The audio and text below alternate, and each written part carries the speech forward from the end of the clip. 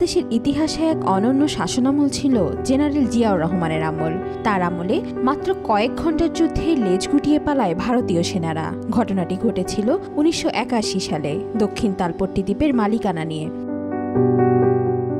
১৯৭০ সালের ভয়াবহ ঘূর্ণিঝড়ের পর সাতক্ষীরার হাড়িভাঙ্গা নদীর মোহনায় বাংলাদেশের সমুদ্র সীমায় জেগে ওঠে এক দ্বীপ, যার নাম দক্ষিণ তালপট্টি।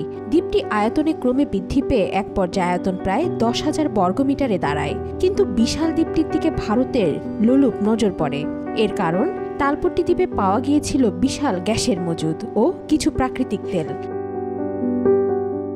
বাংলাদেশের সীমানার মধ্যে থাকলেও ভারত গায়ের জোরে দ্বীপটির মালিকানা দাবি করতে থাকে।